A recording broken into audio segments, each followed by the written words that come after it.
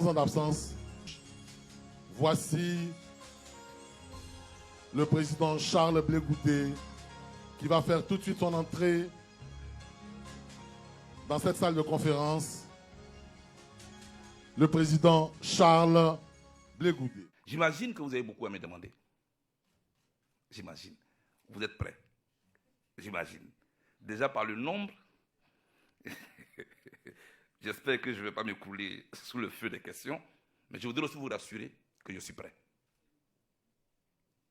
Je voudrais vous dire que je suis à votre disposition. Et je suis prêt à répondre à vos questions. Je vous remercie.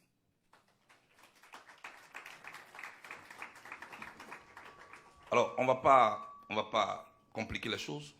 Celui qui veut donc prendre la parole, il lève juste la main et moi je vais l'interroger directement. Ah ouais. Oui, vous. Vous pouvez vous lever, vous présenter. Je suis Germain Sewi, directeur de publication de l'horizoninfo.net.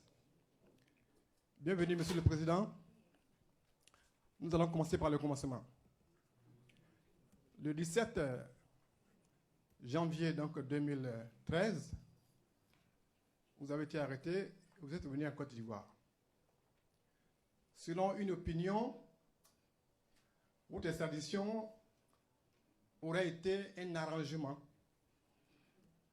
que vous serez mis en route pour le compte du président Guillaume Soro, président de l'Assemblée nationale, alors, mais que par la suite, le ministre d'État, le ministre de l'Intérieur, Ahmed Bagayogo, aura appris, donc a pris votre rapprochement avec Guillaume Soro, vous aurez offert du moins un autre accueil en changeant les conditions de votre détention et par la suite en vous conduisant à la CPI.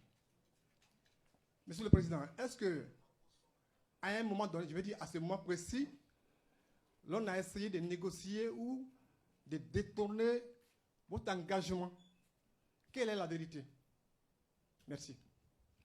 Germain Sewi a jeté un regard interrogateur sur mon arrestation au Ghana, qui, selon une certaine opinion, aurait été l'objet d'un deal, dans un premier temps, entre Guillaume Soro et moi, lequel deal aurait été bloqué en métaphase 2 par le ministre de l'Intérieur de l'époque. Germain, ce n'est pas vrai. Je suis là et je pense qu'on peut faire la politique avec honnêteté. C'est ma philosophie. J'ai été arrêté le 17 janvier 2013 au petit matin au Ghana. Des policiers se présentent à moi et tapent donc la porte. Qui est là? Police.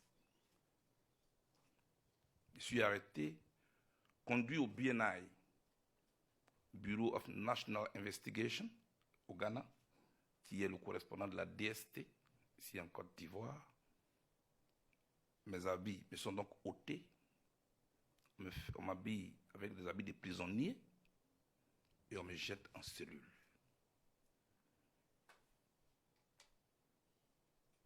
Aux environs de 16 heures,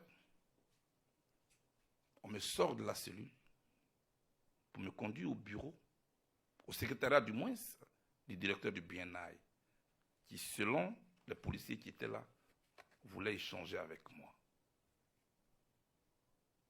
1 heure passée au secrétariat, je ne suis pas reçu. On me ramène en cellule. Je précise que je n'ai eu droit à aucun avocat. Et puis, il a commencé à faire nuit. On me sort de ma cellule. On me dit de m'habiller, avec mes habits maintenant. Quand on est prisonnier, il y a toujours une lueur d'espoir. Et quand on me sort du bureau, ou qu'on appelle ça, du poste où j'étais, il y a 3 véhicules qui sont garés dehors, dans la cour. On me met dans le véhicule au milieu, je suis toujours menotté. cortège démarre, sans me dire où on m'envoie, où on me conduit. Et nous roulons à travers tout Accra. Peut-être qu'on m'amène sur une autorité qui voulait peut-être parler avec moi au Ghana, je ne sais pas.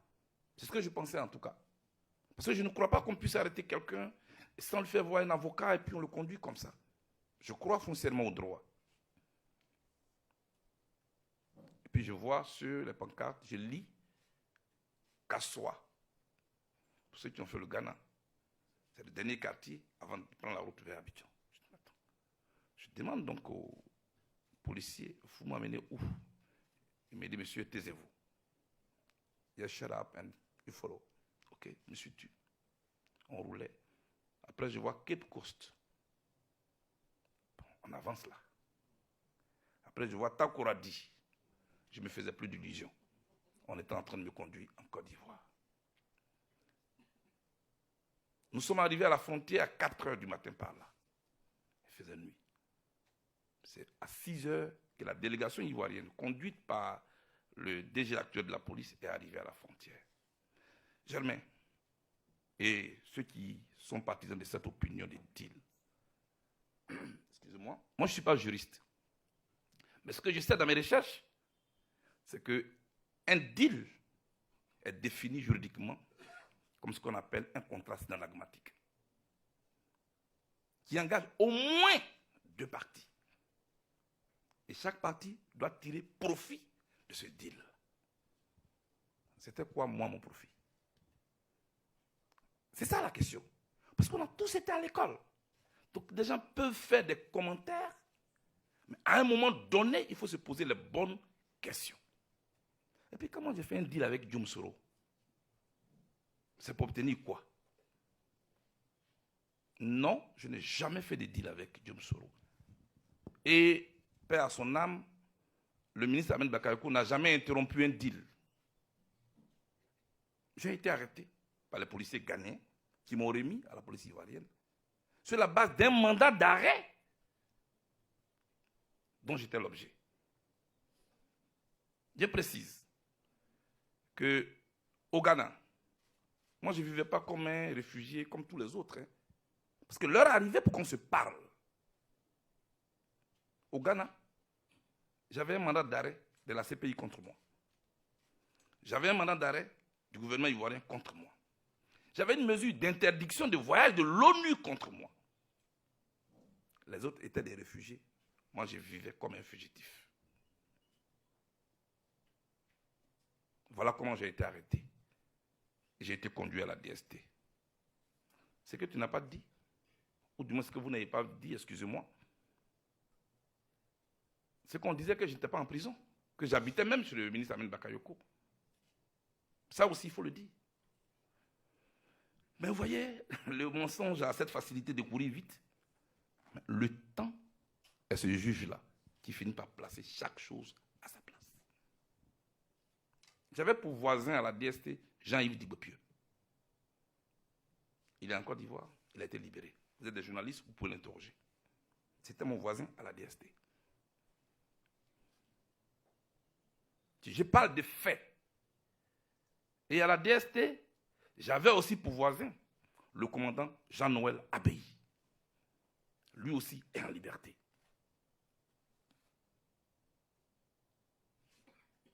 Mon troisième voisin, c'était un djihadiste. Il s'appelle Mohamed. Je m'arrête là. Non, mon arrestation n'était pas le fait d'un deal. J'ai été arrêté parce que j'ai fait l'objet d'un mandat d'arrêt. Merci. Merci, M. Blegoudé. Je voulais me présenter en qualité de président de la coalition des entreprises sinistrées et incendiées de Côte d'Ivoire de novembre 2004. Ah non, c'est une conférence de presse, je suis oui. Désolé. Non, le média, c'est vrai, à l'époque, c'était News Africa Land Info. Et évidemment, les choses ont évolué. Et ma préoccupation, c'est s'inscrire justement dans ce que vous avez dit. Vous vous inscrivez dans le cadre de la paix, de la réconciliation. Alors, en novembre 2004, il se trouve que vous étiez à l'origine donc de l'appel face à une situation où vous avez donc appelé à marcher contre des cibles françaises, supposées françaises.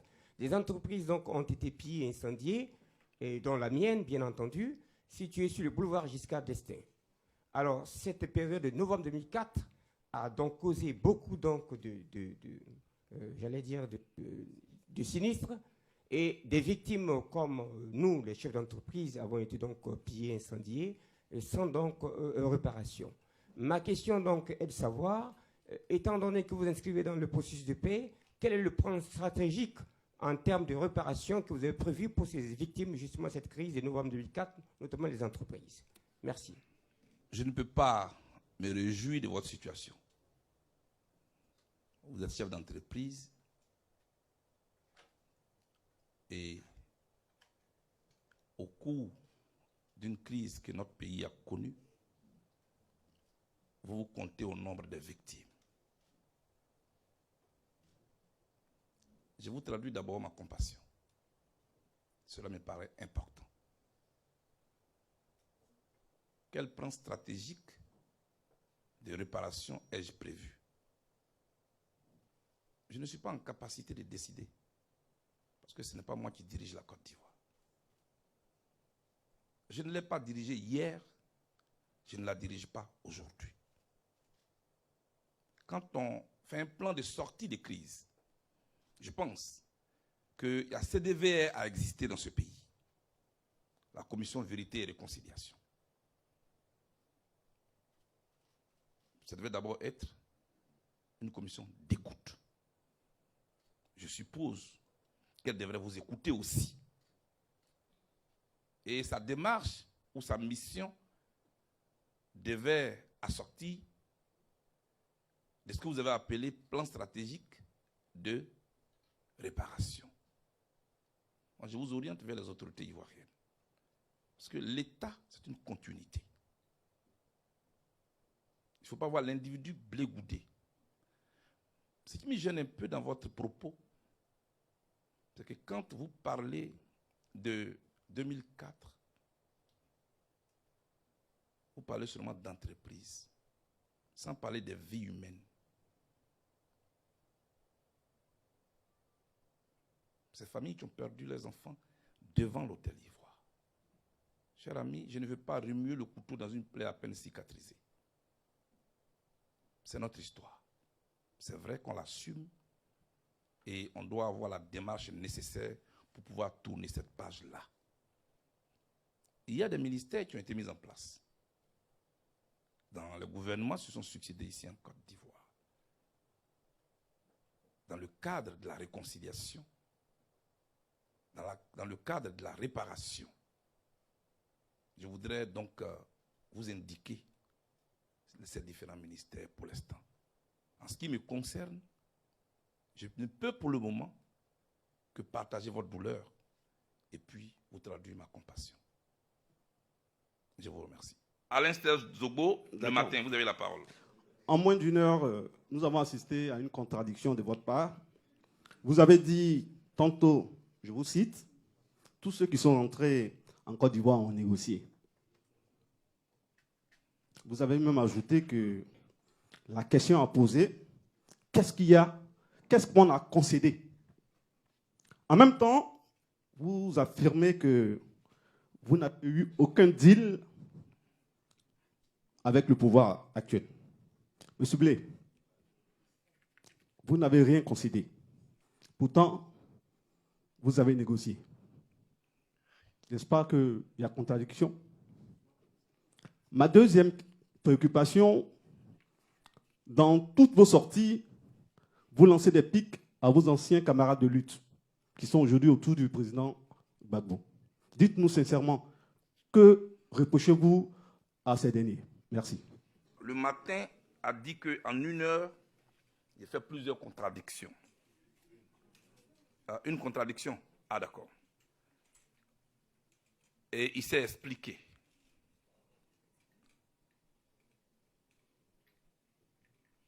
J'ai dit que tout le monde a négocié pour entrer en Côte d'Ivoire. Et que ce n'est pas une mauvaise chose que d'avoir négocié. Surtout quand on sort des crises. Je précise toujours le contexte. Ceux qui sont rentrés, ce ne sont pas des citoyens lambda, qui sont réveillés un matin, et puis, parce qu'ils voulaient aller au Ghana, ils sont allés au Ghana. C'était suite à une crise. Donc, quand tu fuis un pays, cela veut dire qu'il y a quelque chose que tu fuis. C'était pour préserver notre vie. Certains ont été arrêtés, mis en prison, d'autres pas. Et ils ont fait leur vie au Ghana. Moi, je suis content qu'ils sont rentrés. Ils sont passés par l'ambassade. Je sais ce que c'est qu'avoir un passeport quand on était un probabo en exil. Moi, je sais ce que c'est. Il ne faut pas qu'on nous fasse croire ce qui n'existe pas. On peut faire la politique et puis dire la vérité. Et l'ambassadeur qui vous reçoit là, il ne vous recevra pas tant qu'il n'a pas le quitus de sa hiérarchie. C'est un fait. Ce n'est pas une faiblesse. Pourquoi? Parce qu'on sort de crise et que nous sommes des adversaires du pouvoir en place. Et que nous sommes partis suite à une guerre. Voilà.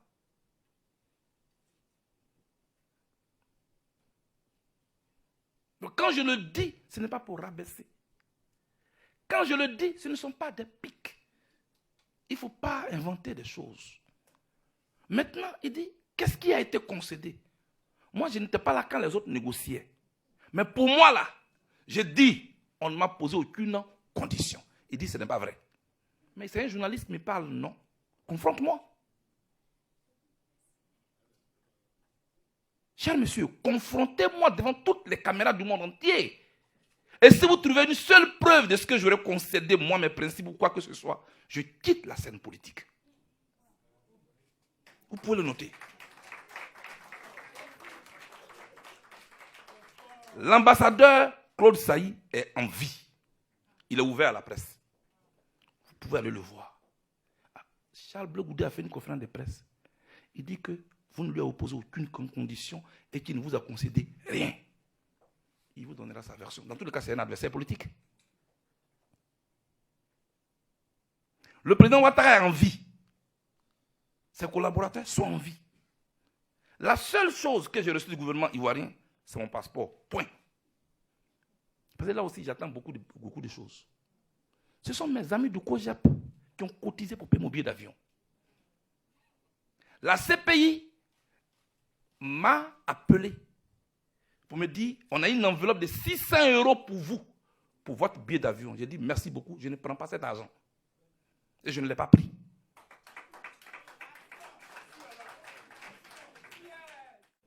Ce que j'ai dit, parce que là je parle d'une juridiction, hein. Donc là-bas ce n'est pas des propos seulement. Verba volante, scripta malente.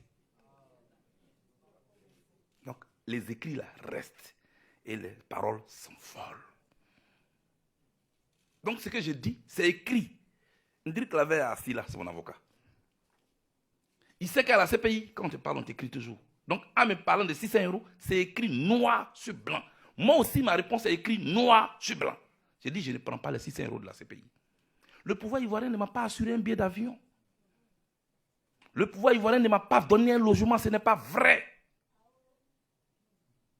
Le pouvoir ivoirien ne m'a pas donné une subvention financière, ce n'est pas vrai. Je suis devant vous. Je regarde toutes les caméras du monde entier et je vous le dis. Je suis un homme propre.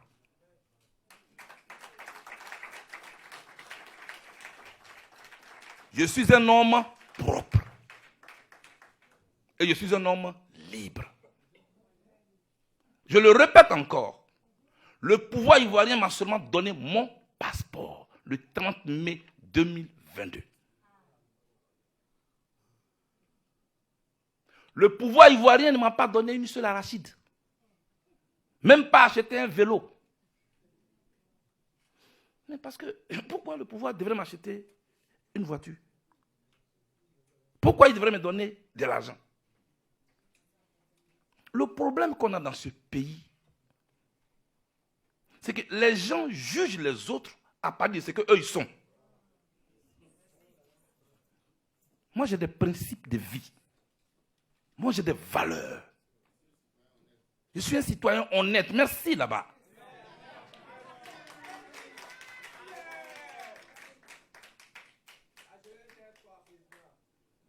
Voilà. Maintenant, le jour où le pouvoir va me convoquer, me dit, M. Blé Goudé, vous avez fait 11 ans en dehors de la Côte d'Ivoire. Suite à la crise post-électorale, nous estimons que vous devez vous reconstruire. Voici une enveloppe, je vais vous informer. Pour le moment, ce n'est pas ça. Voilà ce que je voulais vous dire. Dès qu'une autorité politique discute avec un adversaire, on considère qu'on lui a donné de l'argent. Non, on peut échanger et puis on peut se séparer. Et puis tout le monde ne court pas après l'argent. Il y en a qui me disent, oui, mais quand ils partaient à Gagnoua, mais le cortège était long. Qui a payé toutes ces voitures-là?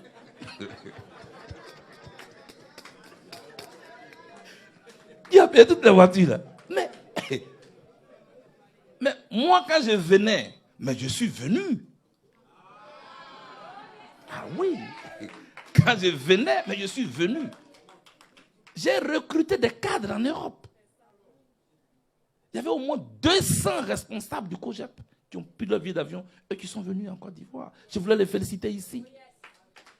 Des Africains que je ne connais pas qui ont décidé de m'accompagner. Ils se sont cotisés. Ils ont non seulement acheté mon billet d'avion, mais ils ont assuré le financement de toutes les manifestations qui étaient relatives à mon arrivée.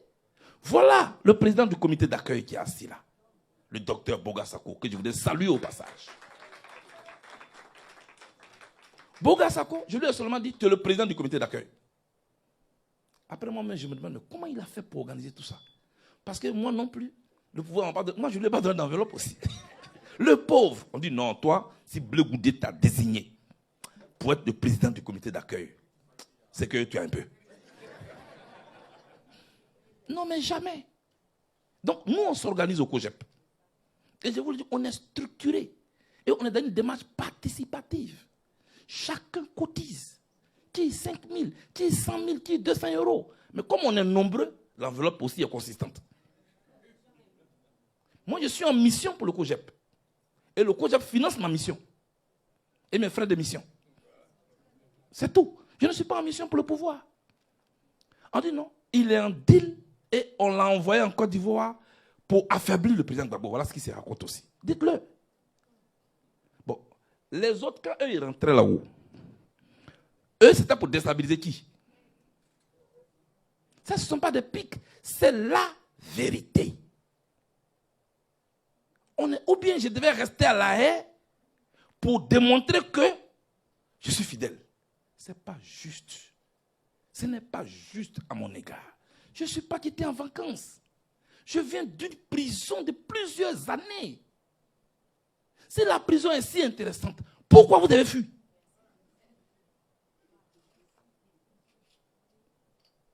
Respectons les douleurs des uns et des autres. Et ce sera mieux.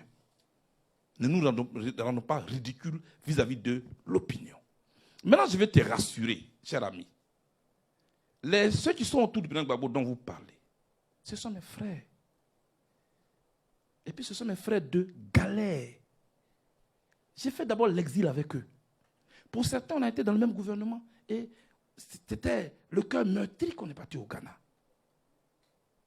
Et j'ai fait l'exil avec eux. Je sais ce que c'est que l'exil. Moi, je ne peux pas venir ici et puis les vilipender. Ce n'est pas possible.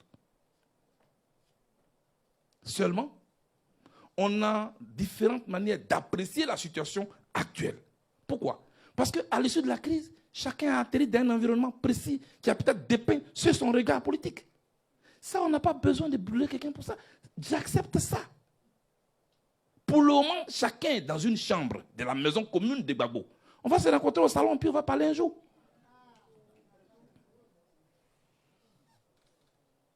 On va se rencontrer et puis on va parler un jour. Parce que moi, je veux qu'on parle. Je veux qu'on confronte nos vues. Je veux qu'on confronte nos analyses. C'est seulement de ça que moi, je veux qu'on parle. On peut parler d'une même voix et puis ne pas être obligé de parler d'une seule voix. La gauche est plurielle. Ce n'est pas la situation actuelle entre Jean-Luc Mélenchon, le PS, les Verts et les communistes en France qui va me contredire. Et pourtant, elle a réussi à mettre en place la NUPES, qui donne la voix aujourd'hui à l'opposition française, à l'Assemblée nationale française. C'est ça la culture politique. J'attends des gens dire oui. Tous les vrais enfants de Gbagbo sont au PPACI. Ceux qui ne sont pas au PPACI, là, ce n'est pas les enfants de Gbagbo. Quel est cet analphabétisme politique? Ça, ce n'est pas une inculture, c'est être analphabète politiquement. Tous les guevaristes ne sont pas argentins ni cubains. Et pourtant, ce sont des guevaristes.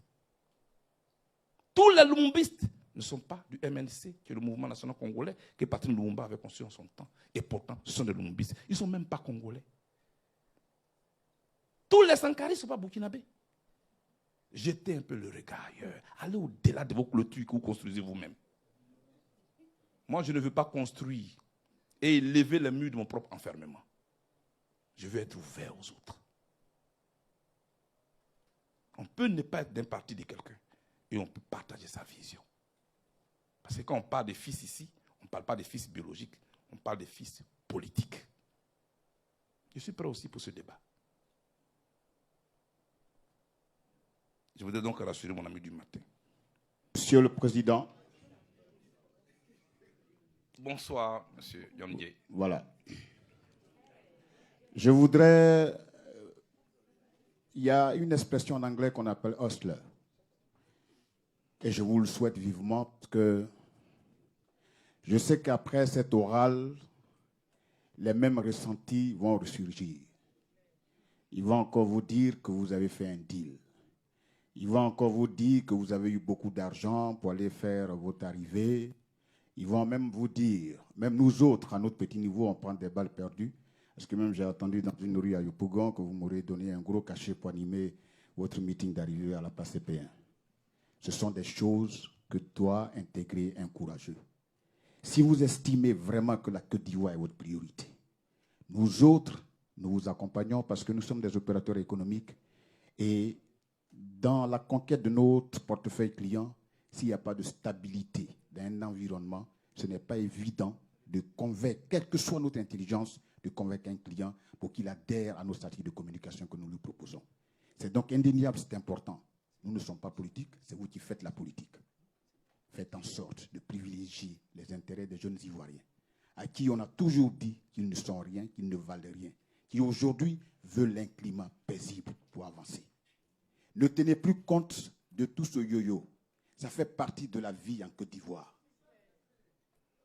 Moi, je vous parle et je vous vois, alors que biologiquement, vous êtes mon petit frère. Mais ici, je ne vois pas le petit frère. Je parle au président d'un parti politique qui peut créer des conditions pour que moi, je puisse être en compétence, en concurrence avec ceux qui estiment qu'ils ont le talent comme moi.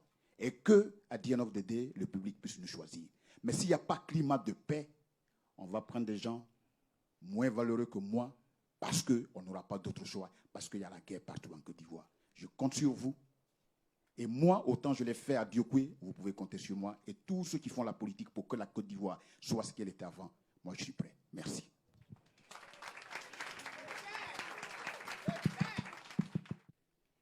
Oui, vous. Bonjour, Président. Je suis Kofo, journaliste à l'Intelligence d'Abidjan. Président, alors, on vous a connu comme étant un farouche défenseur du régime du président Laurent Gbagbo dans la décennie 2000. Aujourd'hui, vous revenez et il y a quelques semaines, à Calibré, je crois, vous avez dit que vous vous dresseriez contre quiconque prendrait un pistolet contre la Côte d'Ivoire. Est-ce à dire qu'aujourd'hui, c'est un Charles de Goudet, défenseur du régime du président Alassane Ouattara, autrement dit, du régime RHDP?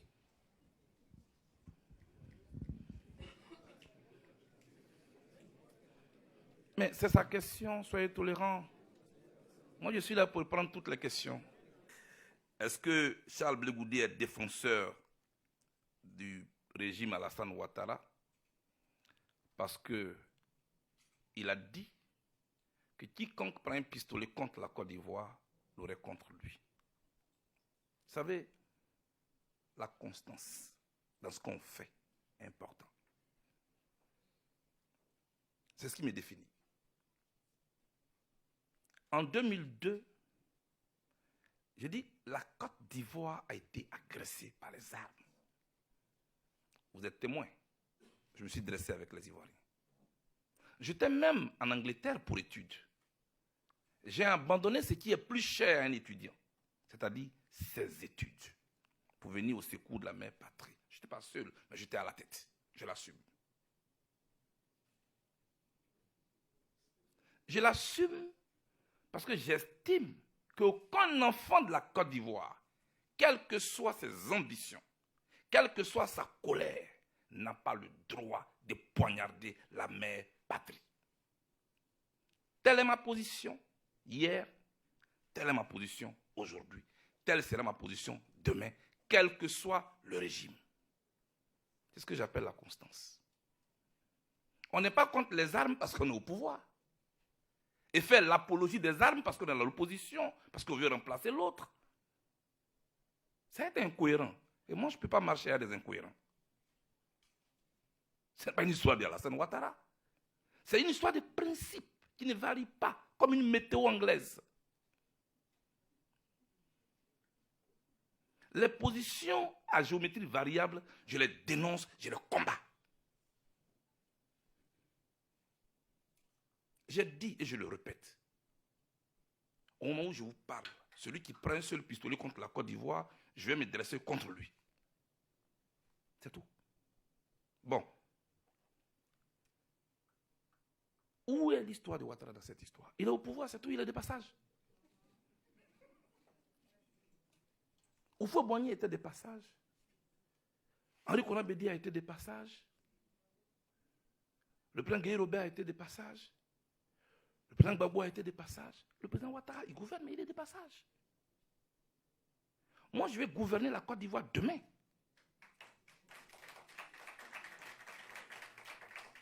Mais je vais gouverner un pays où l'éducation citoyenne a été au centre de l'enseignement. Il faut essayer de copier sur les démocraties avancées. En France, il y a des colères dans la rue. Vous ne pouvez pas faire un seul mois en France sans qu'il y ait des grèves. Mais il n'y a pas de pistolet contre le régime. C'est cela que je veux qu'on applique en Côte d'Ivoire. Cher ami, non, je ne suis pas un défenseur du régime Ouattara. Je suis un défenseur des principes. Je suis pour la démocratie. Je suis pour la contradiction. Je suis pour les offres politiques. Je suis pour qu'on respecte les règles qu'on s'est fixées. Je ne suis pas pour les raccourcis. Nos ambitions politiques ne sont pas au-dessus de la vie des Ivoiriens. Telle est ma position. Je vous remercie à ce niveau. Bonjour, Monsieur le Président. Bonjour, monsieur. Moi, c'est Melchisedek Marie-Vianney Atto, de AbidjanTV.net. OK. D'abord, quelle est la vision du président Charles Blé Goudé en politique et pour quelles raisons le COJEP est né? Quelles sont ses ambitions?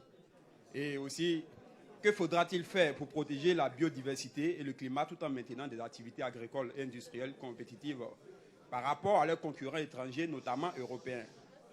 Aussi, en dehors des élus politiques, faudra-t-il donner un rôle plus important aux associations et aux organisations syndicales et professionnelles? Si oui, à quel type d'association ou d'organisation et avec quel rôle?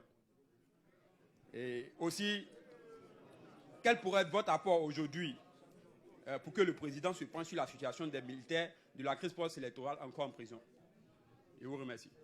Merci. J'ai le temps de discuter. Votre question là me rappelle la question qu'on a posée au président Macron en 2017. Le moquait même. On le traitait d'une bulle d'air qui allait éclater en l'air. On disait de lui quelqu'un qui n'a aucun programme, qui n'a aucune assise politique, qui n'a aucun appareil politique solide, qui n'a jamais été élu. Il est à son deuxième mandat aujourd'hui. Il a même changé toute la classe politique française. Je ne suis pas Macron. Je ne suis pas en France. Je suis en Côte d'Ivoire. Je vous invite à lire la chronique de l'imprévu. Ça compte beaucoup. Donc aujourd'hui, je ne parlais pas de ma vision. Beaucoup me moquent. Oh, lui là, il pense que c'est avec les proverbes qu'il va changer la Côte d'Ivoire.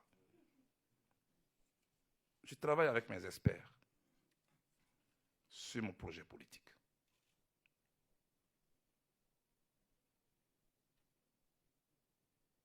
Et le moment venu, comme dans cette salle, on parlera de notre agriculture, on parlera de notre système éducatif, on parlera de la santé en Côte d'Ivoire.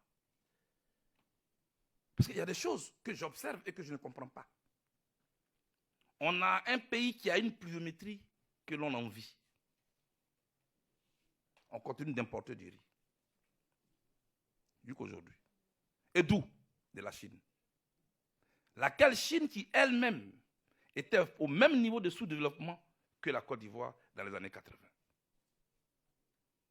Nous consommons environ 2 300 000 tonnes de riz par an, ici en Côte d'Ivoire. On en importe 1,25 million, soit environ 406 milliards qu'on investit dans l'importation du riz, ici en Côte d'Ivoire.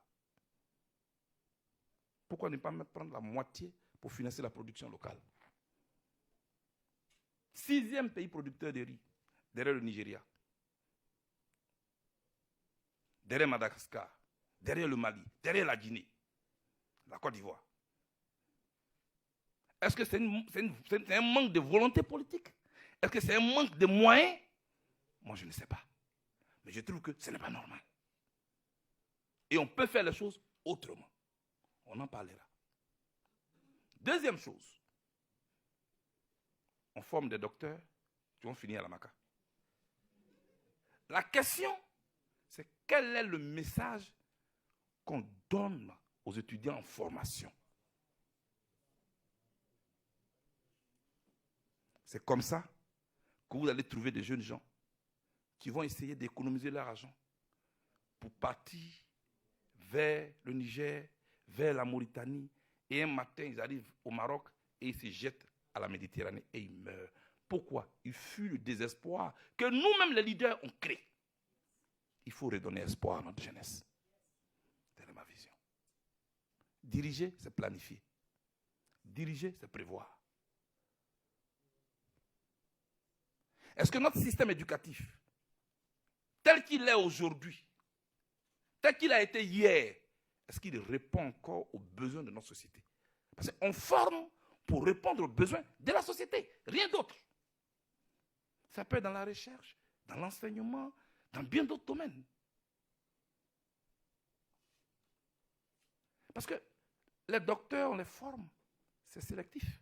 Ne devient pas docteur qui veut. Il faut revoir les choses. Ce n'est pas une histoire du président Alassane Ouattara et son gouvernement. Il faut convoquer un forum sur l'éducation pour qu'on puisse repenser notre système éducatif et le projeter dans le temps et l'adapter aux besoins actuels de notre société. Est-ce qu'on doit rentrer dans une formation élitiste ou donner la chance à ceux qui ne peuvent pas poursuivre leurs études en leur permettant d'avoir des formations professionnelles? Donc, rentrer dans ce que j'appelle la formation qualifiante. Il y a beaucoup à faire. Depuis qu'on était petit, nos parents travaillaient avec la machette. Aujourd'hui, on continue toujours de travailler avec la machette. Pourquoi on ne peut pas mécaniser notre agriculture? Est-ce qu'il y a un problème? C'est quoi le problème?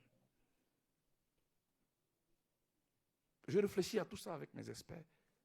Mais surtout, il faut donner à la Côte d'Ivoire des institutions fortes. Pas des institutions qui fonctionnent comme une météo, selon celui qui est au pouvoir. Prenez la CEI, comme vous ne m'avez pas posé la question. Pourquoi on ne peut pas tirer les leçons de ce qui nous envoie les crises? Pourquoi quand on parle d'une commission électorale, qui est un organe qui engage la vie des Ivoiriens? Parce qu'en Côte d'Ivoire, les élections tuent plus que le coronavirus. À moins d'une journée, vous allez dénombrer des morts. Il faut revoir les choses en prenant du recul. En ne mettant pas nos ambitions au centre. On peut conquérir le pouvoir autrement par rapport à notre offre politique. On peut conserver le pouvoir autrement par rapport à ce que nous réalisons. Ce n'est pas la CEI qui donne le pouvoir.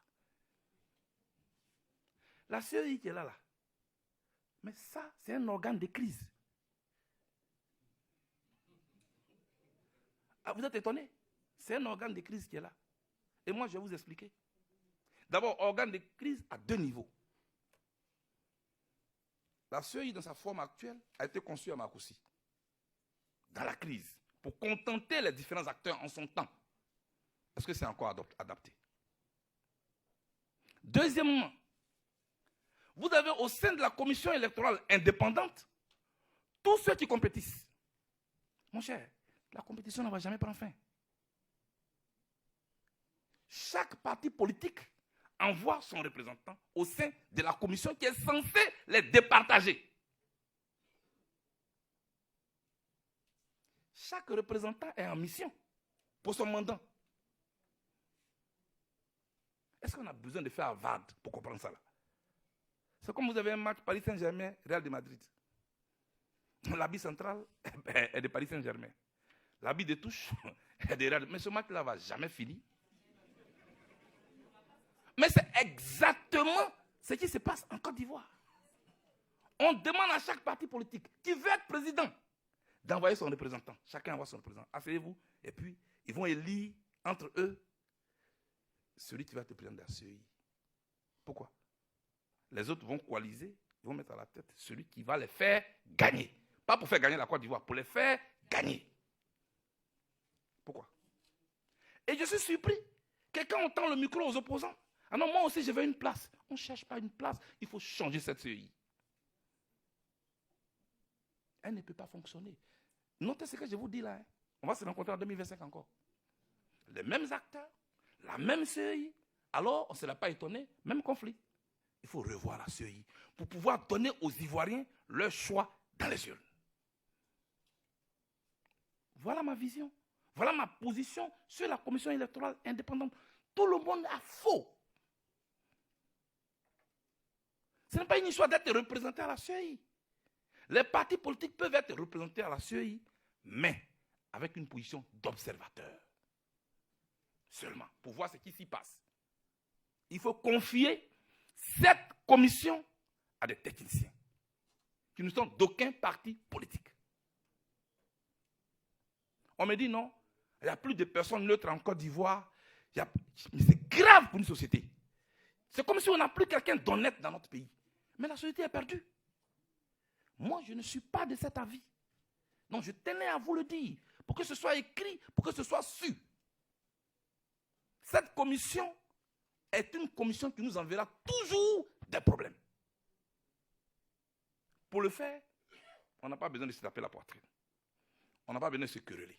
On doit juste s'asseoir, mettre de côté nos ambitions et puis voir l'intérêt de la Côte d'Ivoire qui, à la fin, doit gagner le calme. Pour qu'un jour, il y ait un président sortant qui passe les charges à un président élu. On a droit à ça. Et moi, je ne suis pas un Ivoiro pessimiste. Je crois dans les chances de la Côte d'Ivoire. Je crois que la Côte d'Ivoire est un pays solide. Et tous ceux qui sont riches et qui viennent nous embrouiller ici pour dire oui, eux ils sont riches, je vais diriger la Côte d'Ivoire. Dites-leur, la Côte d'Ivoire n'a pas besoin d'un homme riche pour être dirigée. La Côte d'Ivoire est déjà riche elle-même. Elle a juste besoin de quelqu'un d'honnête, de quelqu'un qui aime ce pays et qui peut répartir ses richesses pour que chaque pays, chaque enfant de ce pays puisse avoir la chance, créer des chances. C'est tout. C'est de ça qu'on a besoin. Je voulais lancer cet appel-là aux différents, parce que moi je viens d'arriver, aux différents leaders politiques. Faisons en sorte que d'abord, en 2023, où nous sommes, les élections municipales qui arrivent, la vraie victoire, c'est 0 mort. La vraie victoire, c'est 0 blessé.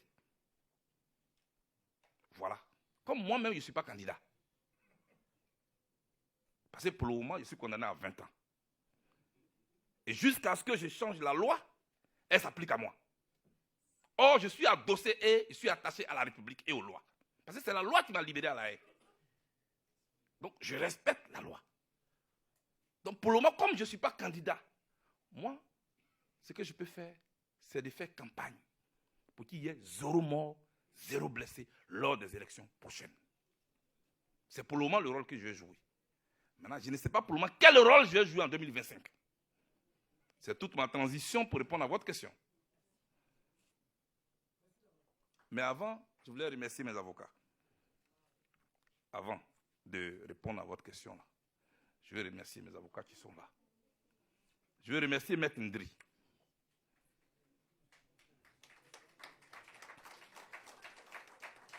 Mes avocats sont répartis en 2 groupes. Il y a les avocats locaux, représentés ici par Maître Goïbi.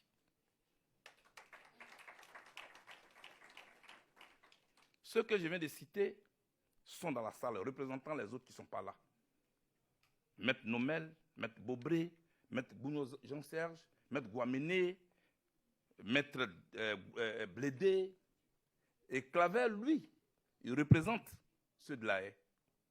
Maître Bougnon, Maître Zokou, Maître Knop, Maître Kadji. Mais parlant des jeunes Ivoiriens, quand je suis quitté au Ghana, c'est eux. Avec qui j'ai fait la cité universitaire de Yopougon, qui sont constitués pour moi librement. Quand j'étais face à l'appareil judiciaire seul. Et ils m'ont secouru. Je voulais leur dire merci. Merci. Maître Ndri, je l'ai mis dans un environnement qui lui était hostile. Mais cela répond à une philosophie. Lui qui a parlé de ma vision. J'ai voulu prouver à ceux qui pensent que j'appartiens à une génération de nuls qu'ils ont tort. Maître Ndri, Maître Bougnon, Maître Zokou, Maître Kadji, je les appelle à la haie, alors qu'on m'a donné un grand document comme ça, où il y a des avocats dits chevronnés, des avocats dits expérimentés. C'est comme ça à la haie. J'ai pris le document, je l'ai mis de côté. J'ai dit, j'ai mes avocats en Côte d'Ivoire. Une autorité de la CPI m'a approché pour dire, Monsieur Blé, vous voulez qu'on vous condamne? Je dis, comment? Il dit, monsieur, là, ils n'ont aucune expérience. Je vous parle des grands avocats. Je dis, on est petit, et puis on grandit un jour. J'ai besoin de mes avocats ivoiriens. Et j'ai appelé Maître Ndri, il est venu. J'ai appelé Maître Bougnon, il est venu. J'ai appelé Maître Zokou, il est venu. C'était déjà ma philosophie. De celui qui n'emprunte pas les sentiers déjà battus. Moi, j'aime emprunter les chemins pour en faire des autoroutes. J'aime bien ça. Et ils sont venus. Et à La Haye, ils étaient face à un bureau de procureur qui avait tous les moyens. Je les ai fait asseoir un soir. Clavé encore là. Je dis, frère, je sais que ça va être difficile. Mais toute une génération nous regarde. Et tout un continent nous regarde. C'est moi qui suis en prison. Je suis prêt à faire cette prison. Mais je veux qu'ensemble, on change de paradigme. Tel est notre défi. La première fois où il devait prendre la parole, il s'en souvient, je lui ai fait un mot. Je lui ai mis ça là. J'ai dit, toute une génération te regarde. Il vient, il m'étend, il dit, mais Atto, tu me mets la pression. Mais j'ai été fier de ces jeunes avocats. J'ai été fier d'eux.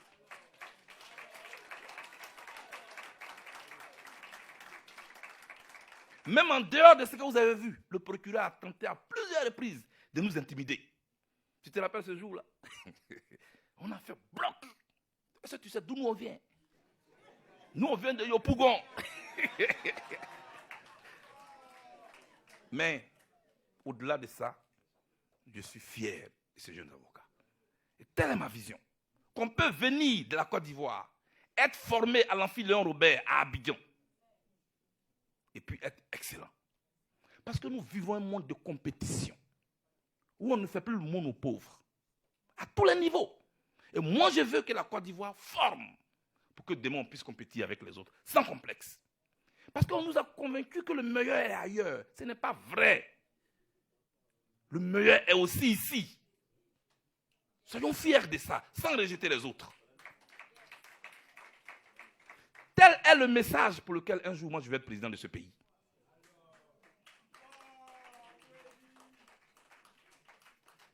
Est-ce qu'en 2025, je serai président ou candidat? Parce que moi, je ne participe pas à une élection ou à une compétition pour perdre. Le mot échec n'est pas dans mon dictionnaire.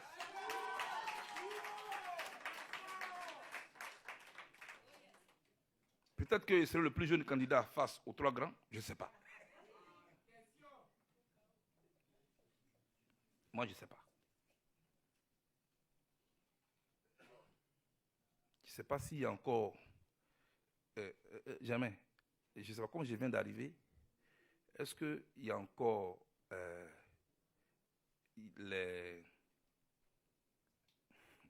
est-ce qu'il y a encore la possibilité qu'il y ait un candidat où il y a le président et puis le vice-président? C'est fini? Ça n'existe plus? Hein? Le ticket n'existe plus? Donc le président et puis il nomme. Bon, ça, c'est pas grave. On peut faire aussi. Bref, cher monsieur, vous avez demandé si je vais être candidat en 2025. Ou si je cherche une grâce ou une amnistie. C'est ça. Donc, on ne va pas mettre la charrue avant les bœufs. Voilà. Pour le moment, je suis sous le coup de la loi. Je ne suis pas d'accord. Mais je suis sous le coup de la loi. Voilà. C'est ça qui est la vérité. Et je ne veux pas brusquer les choses. Je suis d'abord reconnaissant au président Ouattara.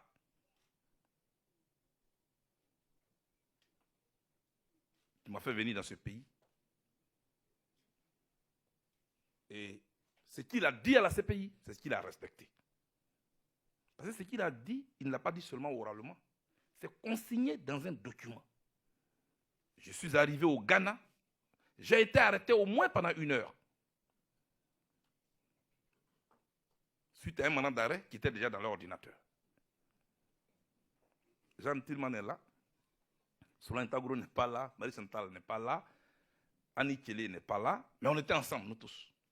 Annie Kelly est passée, son passeport est passé. Jean est passé, son passeport est passé. Chantal est passé, son passeport est passé. Solan Tagro est passé, son passeport est passé. Les journalistes de l'AFTV qui étaient avec moi aussi, leurs passeports là sont passés. Et puis mon tour est arrivé maintenant. Moi, je passe mon passeport. J'ai dit, aïe, c'est quoi ça? La dame tourne sur elle-même. Elle me dit, monsieur, suivez-moi. Ah, ici encore.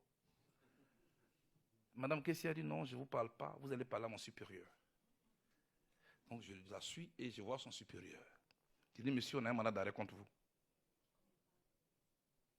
Il dit, ça date de quand? Il dit, de 2018. D'accord.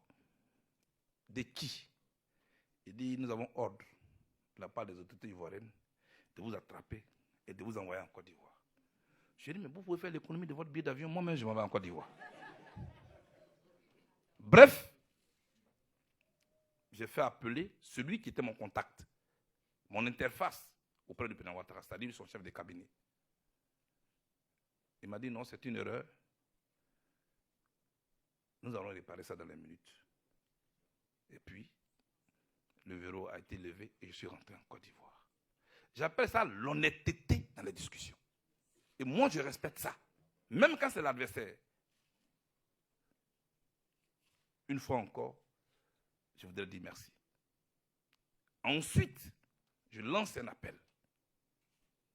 Que soit tournée définitivement la page de la crise qui endeuille notre pays. En libérant les militaires qui sont en prison. J'appelle à la libération des militaires. Je pense que le président Ouattara est en capacité de le faire. Il a si bien commencé. Je plaide pour les militaires qui sont en prison. La crise malienne aussi est derrière nous, avec la libération de nos 46 soldats que je voudrais saluer ici. Je n'ai jamais accepté qu'ils soient en prison, parce qu'ils n'avaient pas leur place en prison. Je considère que les défis de l'Afrique sont ailleurs que dans ce genre de petits conflits. Le terrorisme avance à grands pas. Qui l'aurait cru que des terroristes pouvaient agir à Bassam ici? Voilà les défis qui nous attendent. C'est pourquoi je salue d'abord l'accord qui a eu lieu entre les autorités maliennes et les autorités ivoiriennes. Ensuite, je félicite la CEDEAO et tous les acteurs qui sont intervenus pour qu'on ait ce résultat-là, notamment le chef d'État togolais. Je salue le sang-froid des autorités ivoiriennes qui ont réussi à faire libérer les soldats sans qu'une goutte de sang puisse couler. Parce que l'ego peut pousser à beaucoup de choses. C'est cela que je salue. Quand je le dis, ça ne fait pas de moyens partisans du RHDP. Parce que quand moi je serai président demain, ce sont les mêmes militaires là qui vont diriger, qui vont être à mes côtés.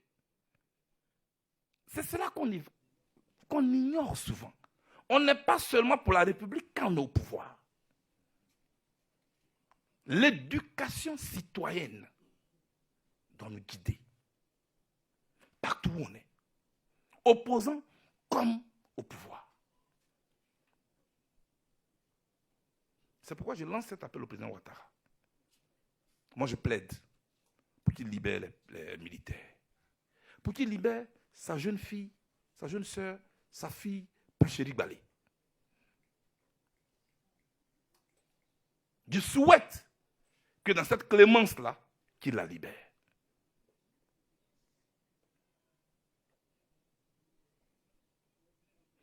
Je ne l'exige pas. Moi, je voulais faire la précision. Je plaide pour cela. À chaque contexte, il y a un langage. C'est de ça qu'il s'agit.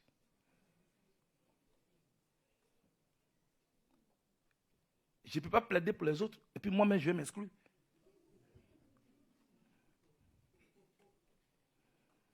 Je souhaite que soient annulés les 20 ans contre moi. Je suis jeune encore, j'ai 51 ans, j'ai encore de la vigueur. La Côte d'Ivoire a besoin de moi.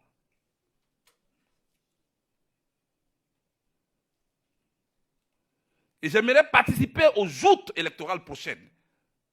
C'est pourquoi je le demande. 2023 comme 2025.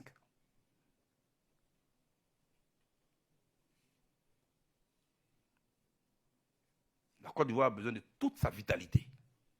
Et je pense pouvoir aider la Côte d'Ivoire un jour. Je ne déclare pas de candidature, mais je veux participer aux joutes électorales prochaines. Je pense que j'ai la capacité d'aider la Côte d'Ivoire un jour. Notre pays a besoin de nous. Notre pays a besoin qu'on soit unis. Notre pays a besoin qu'on tourne la page de ce conflit qui nous a endeuillés, nous tous, qui m'a amené moi à La Haye, où j'ai vu des pays développés. Je pense que ce que j'ai appris là-bas, je peux partager cette expérience avec mes congénères. Voilà pourquoi je vous ai appelé aujourd'hui. En conclusion, je n'ai pas de conflit avec le président Gbagbo. À La Haye, où j'étais, j'ai été un fils. J'ai servi mon père, comme je devais le faire. À La Haye, j'étais cireur. À La Haye, j'étais cuisinier. À La Haye, j'étais blanchisseur. À La Haye, j'étais tout pour le président Gbagbo. J'étais coiffeur. Et je l'ai fait avec fierté. Parce que si un autre jeune Ivoirien était à ma place, c'est ce qu'il aurait fait. Je n'ai jamais rien fait pour heurter le président Gbagbo. Et je pense que depuis qu'il est venu, il n'a jamais rien fait, ni rien dit pour me heurter. Il a été dans mon village, quand il est venu, pour aller rassurer mes parents. Pour dire, calmez-vous, votre fils viendra bientôt. Et je suis venu. La seule discorde peut-être, je ne suis pas membre du PPACI. Je suis président du COGEP. Ça aussi, pour me recevoir, ça peut être différent. Si c'était le fils seulement que le président Gbagbo devait recevoir, c'est à la minute. Mais c'est le président d'un autre parti qui veut aller voir un président. Ça aussi, c'est différent. Son parti peut estimer que ce n'est pas nécessaire et que ce n'est pas opportun. Et c'est un choix que je respecte. Mais en tout cas, j'ai fait ma demande d'audience pour voir mon père. Et j'attends qu'il me reçoive. Et je veux rencontrer le président Gbagbo.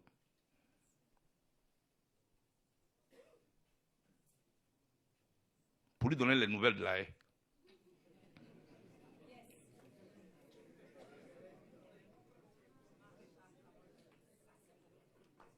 Pour ceux qui sont pressés, ce que la prison m'a appris, moi, c'est la patience. Ce n'est pas parce que vous voulez rencontrer quelqu'un que vous allez lui imposer votre agenda. Ou aller clamer partout qu'il ne veut pas vous recevoir. Non, le président Gbagbo n'a pas refusé de me recevoir. Sinon, il me l'aurait signifié.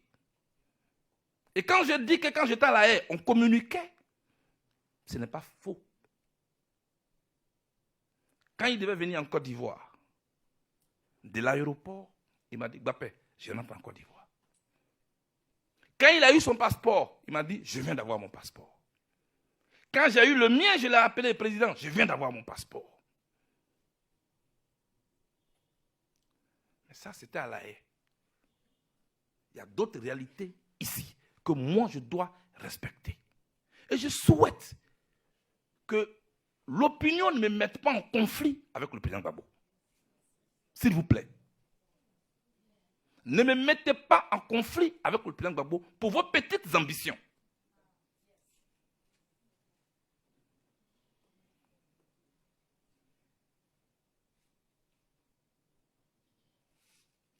Je veux gouverner ce pays un jour. Ce n'est pas un crime. Vous devez même m'encourager. Je le répète encore, je veux gouverner ce pays un jour. Et je prendrai mon temps pour aller vers les Ivoiriens. J'irai du nord au sud. J'irai de l'est à l'ouest. Ça me prendra tout le temps.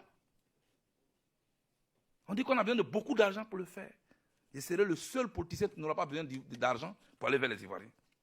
Moi, dans mon cortège, là, de Pougon-Sable jusqu'à la place Épien, j'ai eu beaucoup d'argent. Les jeunes qui étaient là, j'étais surpris. Les gens, le gars, il ouvre son portefeuille. J'avais un vieux billet de 2000. Il dit, président, il faut prendre ça. Ça vaut des milliards pour moi. Quand j'ai dit, il y a eu beaucoup d'argent, Binta, c'est ce que je voulais dire. Bref, je suis là. Je suis à votre disposition quand vous voulez pour ceux qui veulent les interviews plus tard. Aujourd'hui, on va se contenter de cette conférence de presse. Mais je vous en prie, moi, je n'ai pas de conflit avec le président Gbagbo. Deuxièmement, je n'ai pas d'accord politique avec le RHDP. Troisièmement,